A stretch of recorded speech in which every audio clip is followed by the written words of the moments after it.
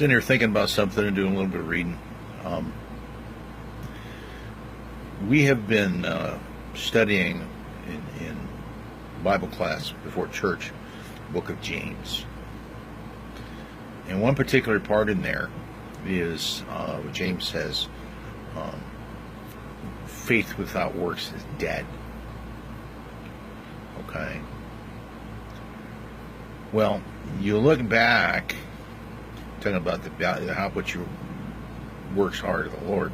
You look back at Isaiah 64, and it says that all your works are as filthy rags before the Lord. And we say that.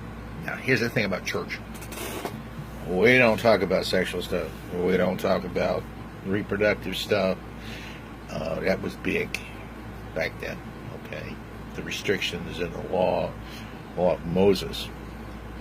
And so when he says as filthy rags, if you look back and you study what the original words were, he's saying a garment that has been contaminated by menstrual blood. You might say, well, okay. But the thing of it is, to a Jew of that period, that was the most filthy thing you could do. They had the Nada laws, N-A-D-T-A-H. I hope I said that right. Detailed, extensive concerning this, concerning her checking herself and him before they have relations to make sure there's no blood present. Her being unclean, unless some people 7 days, it's actually more like 10 to 15 days. Okay, and not being able to be touched during that period. If she touches a man, even touches a man, that he's unclean. Okay, and it's very extensive. We don't talk about that in church. Well, it's in the Bible, so, but we got to look at something is that, we look at the Old Testament, the laws in Leviticus and all that, but they didn't actually, those were just the baseline, okay? The Jewish people have what they call the Talmud, T-A-L-M-U-N-D. That was the detailed law, okay? The law in the Bible that we see is just the cap, okay? The Talmud was all the details underneath that cap, and things like the cleansing rituals and all right around these Nada laws, N-A-D-D-A-H. Well, we're saying it right. Were very extensive with her purification and cleaning, and if he touched her, he had to go through a period of purification and washing and all that kind of stuff. But one thing I want let's look forward a little bit to the woman who touched the hem of Jesus' garment when he got dizzy. Okay, what you understand is when she touched him with uncleanliness. She'd been continuously bleeding for a long time. She wanted relief from her bleeding, and she believed that Jesus could cure her of that, which he did. So she touched him, and she touched him with what is uncleanliness. Okay, she made him unclean.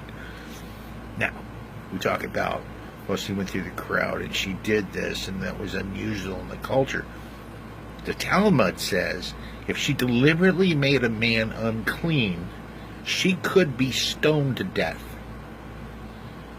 That's the gravity of what she did, was she risked her life to do this.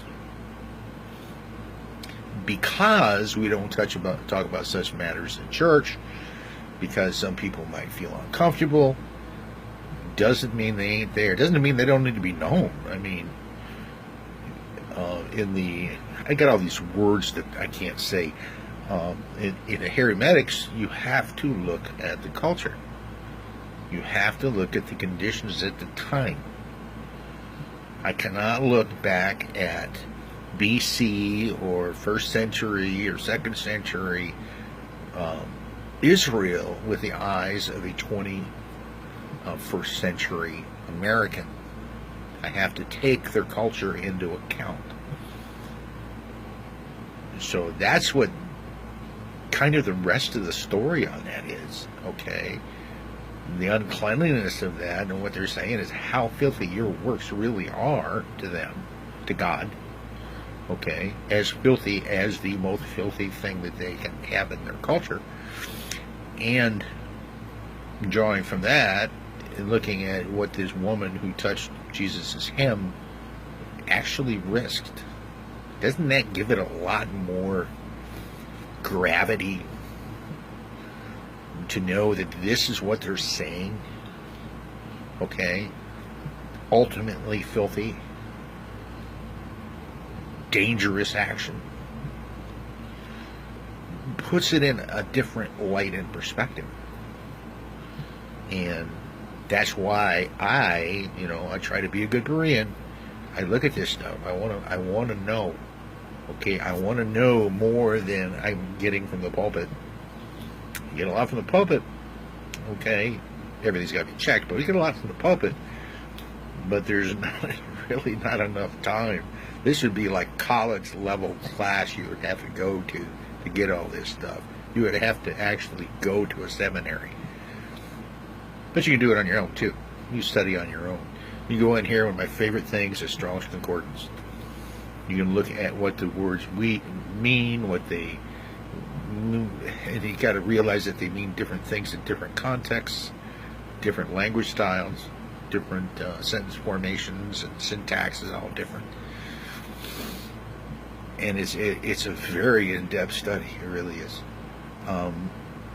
But you can't get that in church unless he wants to run a 2-hour-a-day class for 3 to 4 semesters a year, and you attend all of them. Okay, you got to do it on your own. And the fact of the matter is, you don't grow as a Christian until you do. You gotta want to know. You gotta want to. Don't worry about how the Browns are playing, how the Indians are playing, or everything. That don't mean nothing. This does. Okay, this is important. Okay, this is maturing as a Christian. Okay, that's all I got. Don't want to talk your ear off. You have a great day. God be with you. God bless you.